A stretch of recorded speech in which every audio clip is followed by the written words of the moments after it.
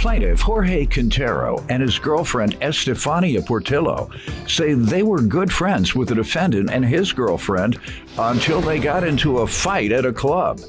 Estefania claims after the fight, the defendant was arrested for public intoxication, and Jorge is suing him today for the balance due on a loan. Defendant JAVAN ARGENAL and his girlfriend Leslie PEREZ say on the night of the incident, Estefania egged Leslie on to get into a fight with a group of girls, and as a result, JAVAN was arrested.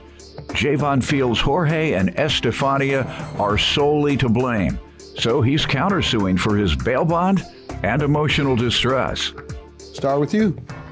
JAVAN and I, his girlfriend Leslie, my girlfriend Stephanie, we were all good friends. We used to take trips to Vegas together, party a lot. But we kind of had a falling out over an incident. My girlfriend could tell you more. She was involved. The night of the incident, we went out as a group of friends and we went out to a club where I happened to see one of my clients. Leslie and I saw JAVAN hitting on one of my clients, and she got really upset. So Leslie confronted my client very aggressively. She was very upset, crying the whole night. After so we I left, can put it in context, what you're referring to, what type of client? I do hair for a living. Okay. So after we left the club that night, I told JAVAN why Leslie was crying, and he confronted me very aggressively, was very insulting, got in my face. I thought he was gonna hit me. He also ended up getting into it with a group of guys, and he ended up fighting with them. The cops were there, we left, and he got arrested for public intoxication. Let me hear from you, sir. You want to give me some background? Yeah, so like she stated, we did go out that night and things did get pretty heated, but... Why? Well, like she stated that she got aggressive or went up to the girls that I was talking to and said that she was gonna do something about it, because what had happened was we have a mutual friend that was there that night, and he's very timid and very shy guy, but he likes to, he wanted to talk to girls, and I felt like as a friend, I should help him out with that. So I was like, you know what? Let me talk to this girl for you and you know, introduce you guys, because he's very timid about that. Show him the ropes. Yeah. This is how you do it, dude. Right. Yeah. How far did you go showing those ropes? So while we were at the bar, they're having drinks, and I was talking to them, and while I was introducing them, at that time we were fairly intoxicated, so things might have seemed more than what they were. And so she went up to Fanny, which she stated that she was crying, because she was crying, but I had no idea at the time. She didn't say anything to you? No, and at that point she hadn't, but she saw the whole thing going down, me talking to the girls, and she thought that I was flirting with those girls for my personal intentions. So she walked up and did what? So she walked up after she had spoken to her. So I guess she was crying, and then her, as her friend, was trying to console her and told her, hey, you know what, you should do something about it.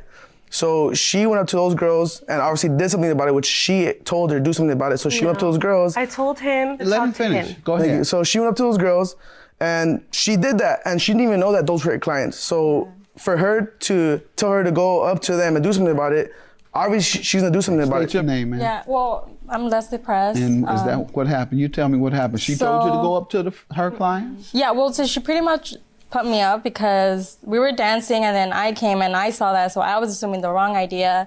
And like, yeah, I was crying because I was just really mad, and so I got pumped up because she pumped me up, so then I went up, but I didn't know they were her clients at first until after. And then But she sent you over there, that's my point. Yeah, so that's when we walked over. Okay. So yeah, so I got pumped up, and you know, I had drinks in my system, so that's when everything just went from there. All right, you never told her what she should do? No, I never told. Why would I want her to confront what did my you say to her clients? then? So she was crying, and I said, you need to talk to your boyfriend because he does this all the time. That's who you told her to talk to. That's it. This is none of my business. You didn't tell her to talk to the ladies? No, those are my Good enough. clients. All right, and the loan you're suing about, sir? Yeah. Tell me what happened. So May 2016, I lent JAVAN $6,000 as a business loan. As of today, I've only received $2,600 from that, which when was he supposed to repay it? within 6 months. Okay. So within 6 months, the last time I got a payment was in December 2017 for $100, which was the loan was originally supposed to be paid back within 6 months, $1,100.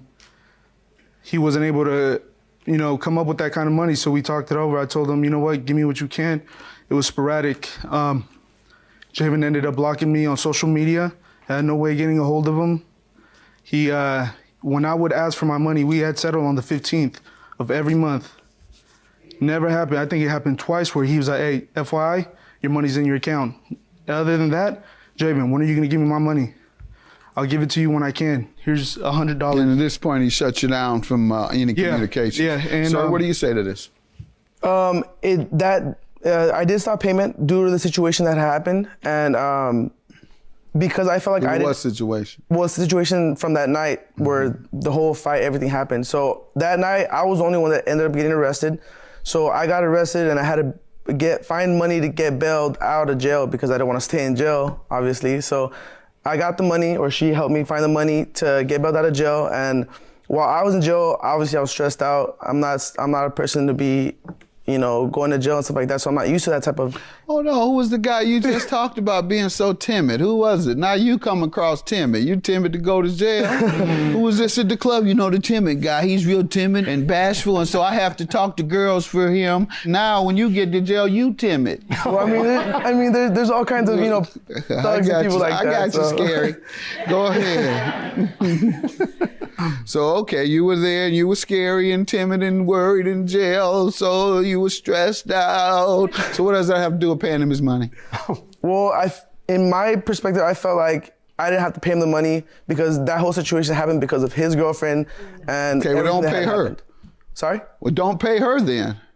Yeah, but they're together. I just felt like Is her money too? No, it was all my money. Okay. Yeah. Your Honor, Prove it's her also- money and then you got a case. Other than that, as you just said, he did nothing with regard to causing that problem. That was between your girlfriend and his girlfriend. Had nothing to do with the amount you owe him. What is your counterclaim for? Bail bond and emotional distress? $1,000 for the bail bond that I put up and $1,000 for the distress. Oh, okay. So you weren't drunk. Yes, I was. So you want him to pay for you being drunk? I like that. Judgment for the plaintiff is granted $3,500. Thank you. He agrees to the old. Thank you. Your claim is dismissed. You're responsible for yourself being drunk. Have a good day. That feels good. We were good friends. After him blocking me on social media, not giving me my money, I had a daughter to feed, rent to pay. Kind of just want to leave it like that. Want nothing to do with them. Well, if they don't want anything to do with us, then that's how we're gonna leave it. Yeah. Yeah.